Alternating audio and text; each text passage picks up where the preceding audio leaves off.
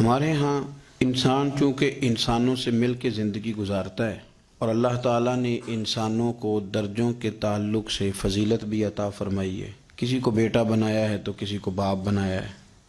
کسی کو چھوٹا بھائی بنایا ہے تو کسی کو بڑا بھائی بنایا ہے۔ اللہ تبارک و تعالیٰ نے درجوں کے تعلق سے فضیلت دی، استاد بنا دیے، بزرگ بنا دیے، عالم بنا دیے، اللہ نے فضیلت دی۔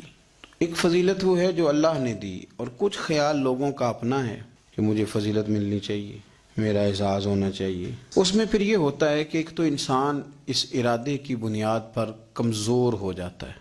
ایسی حرکات بھی کر جاتا ہے جس پر اس کا دل اور اس کا ضمیر اسے ملامت کرتا ہے، لیکن اسے شہرت چاہیے ہوتی ہے، وہ بھاگتا پھرتا ہے۔ کئی دفعہ یوں بھی ہوتا ہے کہ مقصود چونکہ شہرت ہوتی ہے،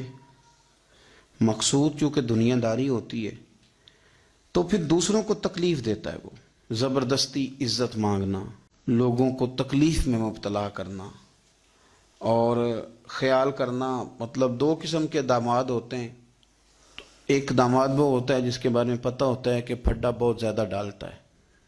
چائے بھی لیٹ ملے تو شور کرتا ہے۔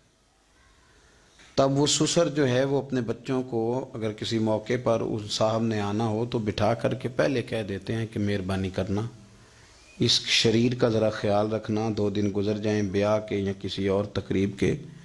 تو ذرا سکون رہے گا، اس کا خیال رکھنا۔ دوسرا جو ہے وہ نفیس آدمی ہے، اس کو کوئی پریشانی نہیں، اس کو پتہ ہے کہ روٹی گھر بھی ملتی ہے، یا میں مہمان آیا ہوں، تو اب اس کے رشتہ دار وہ کہہ رہے ہوتے ہیں کہ اس کی خیر ہے، یہ تکلیف نہیں دیتا۔ اب یہ جو صاحب ہیں یہ کہتے ہیں جناب میں نے ہر چیز کھینچ کے رکھی ہوئی ہے، میں جاتا ہوں تو سب کوئی سیدھا ہو جاتا ہے۔ وہ بھائی آپ کے شر سے بچ رہے ہیں لوگ، آپ جو اذیت دیتے ہیں اس سے بچ رہے ہیں، آپ کو عزت نہیں دے رہے۔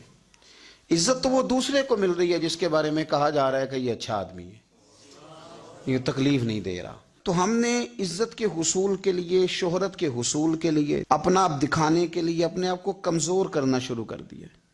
بہت ساری جگہوں پر یوں محسوس ہوتا ہے کہ یہ آدمی شاید منت کرے گا اور شاید یہ ہاتھ باندھے گا کہ مہربانی کرو میرا بھی نام لے لو کسی طریقے سے، اور بڑے بڑے لوگوں کو یہ بیماری لگ جاتی ہے۔ اللہ تعالیٰ نے مالی طور پر، علمی طور پر قوت بخشی ہوئی ہے، اعزاز دیا ہے، لیکن وہ اس خوف کا شکار ہیں کہ میری عزت نہیں ہے، کچھ 4 بندے میرا نام لے لیتے نا۔ ایک حدیث پاک ہے، اس کو یاد رکھیں، نبی کریم علیہ وآلہ وسلم نے ارشاد فرمایا کہ جو بندہ دنیا میں شہرت کا لباس پہنے گا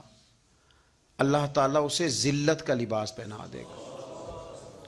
یہ بخاری مسلم کی حدیث ہے۔ کیا مطلب ہے اس کا؟ کہ وہ جس رستے پہ چل رہا ہے نا کہ میں یہ کام بھی کروں تاکہ میرا نام ہو جائے، یہ کام بھی کروں میرا نام ہو جائے، فلانا بھی کروں تو میرا نام ہو جائے، چونکہ مقصود نام ہے، اس نے لباس پہن لیا ہے شہرت کا، ارادہ کر لیا ہے شہرت کا۔ معنی یہ کہ اس نے اپنے اوپر طاری کر لی ہے، جس طرح لباس پورے وجود پہ ڈھانپ لیتا ہے، اس طرح اس نے شہرت ہی شہرت اپنے اوپر طاری کر لی ہے، تو پھر رب اسے رسوا کر دے گا۔ دیکھیں، میں آج جو بات خاص کر کے عرض کرنا چاہ رہا ہوں،